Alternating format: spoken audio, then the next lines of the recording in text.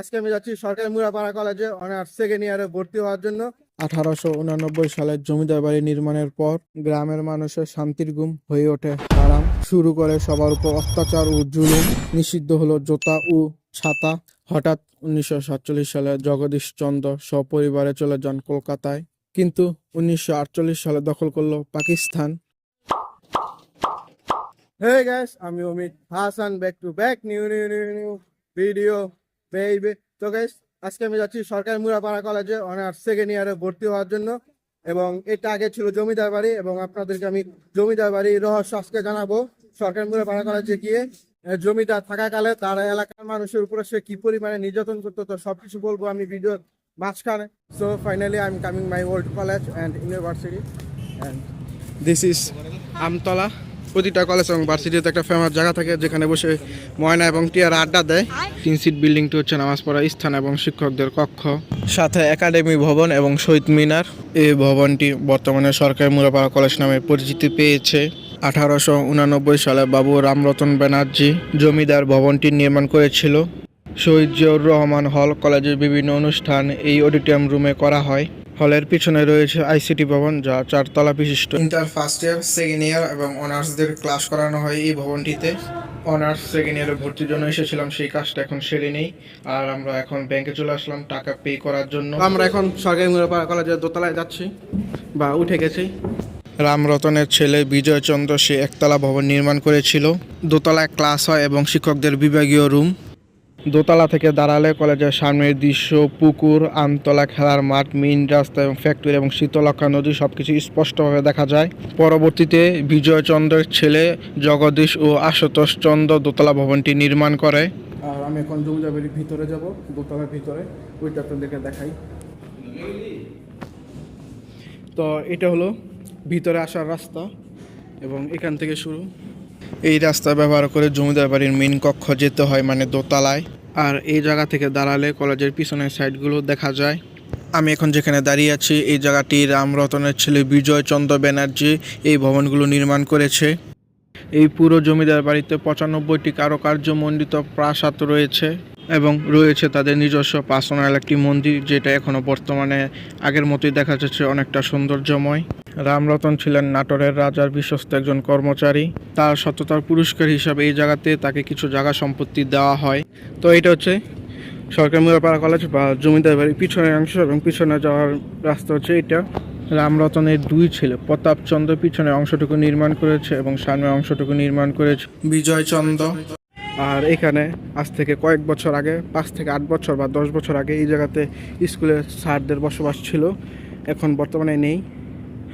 এবং যদি আপনারা দেখেন দোতলার অবস্থা, দেখতে পাচ্ছেন দরজা পুরোপুরি ভেঙে গেছে। ঐতিহাসিক সূত্রে রামরতনের ছেলে বিজয়চন্দ্রকে কনিষ্ঠ পুত্র হিসেবে উল্লেখ করা হয়। এইখান দিয়ে ডাইরেক্ট যাওয়া যেত পিছনের সাইড, সেটা এখন বন্ধ করে দিয়েছে। আর এখানে এখন মানুষজনের বসবাস রয়েছে। বর্তমানে অডিটোরিয়াম রুমে আসলে আপনারা এরকম চিত্র দেখতে পারবেন। আর এটা হচ্ছে সেই কলেজের পিছনের দৃশ্য, এবং আমি এটার উপর দোতলায় দাঁড়িয়ে ভিডিও করেছিলাম, এবং এই পাশে কিছু দৃশ্য আপনাদেরকে দেখাইছিলাম।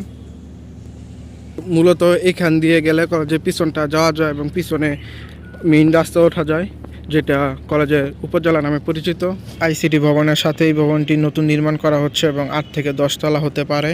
এটা হচ্ছে কলেজের পিছনে যে পুকুর, ওইটারে যাওয়ার রাস্তা। এটা রামরতনের কনিষ্ঠ সন্তান বিজয়চন্দ্র প্রাসাদের সৌন্দর্য বাড়ানোর জন্য জমিদার বাড়ির পিছনে এবং সামনে 2টি পুকুর খনন করে, এবং সামনের একতলা ভবন।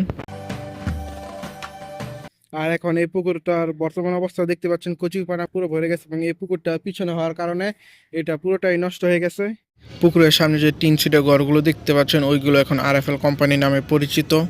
আপনারা এখন দেখবেন কলেজের পিছনের সাইড। রাজা রামরতন জায়গা পেয়ে ছোট করে জমিদার বাড়ি নির্মাণ করে। পরবর্তীতে তার ছেলে প্রতাপচন্দ্র সপরিবারে থাকার জন্য এই পিছন দিকের ভবনগুলো নির্মাণ করে।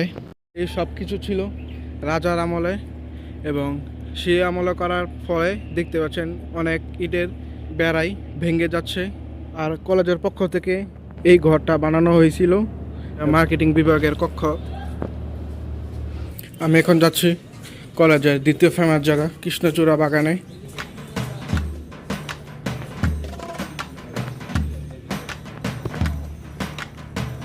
আইসিটি ভবনের সাথে কৃষ্ণচূড়া গাছ বা বাগান বলতে পারেন। এখানে বসে অনেক মানুষ আড্ডা দেয় এবং গল্প করে। হলের সাথে অনেকগুলো ফুল এবং ফলের গাছ লাগানো হয়েছে, যেগুলো দেখতে অনেক সুন্দর। এখন আপনাদেরকে আমি দেখাতে যাচ্ছি জমিদার বাড়ি এবং সরকারি মুরাপাড়া কলেজে বিশাল বড় এক মাঠ। সরকারি মুরাপাড়া কলেজ, এটা হচ্ছে বিশাল বড় মাঠ এবং এখানে রয়েছে দুটি মন্দির যা জমিদারের আমলে নির্মিত। এই পুরো জমিদার বাড়ি, পুকুর, খেলার মাঠ, আম বাগান পুরোটা মিলে ৬২ বিঘা জমির উপর নির্মিত। অবাক করার বিষয় হচ্ছে রামরতন জমিদারি শুরু করার পর থেকে গ্রামের মানুষজন সবাই আতঙ্কে এবং ভয়ে থাকতো। জমিদার বাড়ির সামনে দিয়ে পায়ের জুতা এবং মাথায় ছাতা দিয়ে কেউ যেতে পারতো না। কিন্তু রামরতনের নাতনি জগদীশ চন্দ্র থাকার সময় কিছু কল্যাণময় সেবা পেয়েছে। এটা হচ্ছে জমিদার বাড়ির সামনের পুকুর। এখান থেকে একাডেমি ভবন, শহীদ মিনার এবং ছাত্র সংসদ কলেজের সবকিছু দেখা যায় স্পষ্টভাবে। হঠাৎ 1947 সালে দেশ বিভক্ত হওয়ার পর জগদীশ চন্দ্র বসু সপরিবারে কলকাতা চলে যাওয়ার পর থেকেই এই পুকুরটিতে ঘটছে ভৌতিক এবং নানান ঘটনা। গোসল করার সময় এই পুকুরটিতে প্রতি বছর 1-2 জন করে লোক মারা যাচ্ছে, তাই এই পুকুরে নামা এবং গোসল করা একদম নিষিদ্ধ। ধারণা করা গিয়েছে শীতলক্ষা নদীর সাথে এই পুকুরটির সংযোগ রয়েছে। কলেজে যাওয়ার পথে আপনাদের চোখে অনেক আম গাছ পড়বে, যা আম বাগান নামে পরিচিত। ধারণা করা যায় এই আম গাছগুলো খুবই পুরাতন। প্রতিদিন এই সরকারি মুরাপাড়া কলেজে অনেক দূর দূরান্ত থেকে লোক আসে ঘুরতে এবং জমিদার বাড়ির ইতিহাস সম্পর্কে জানতে।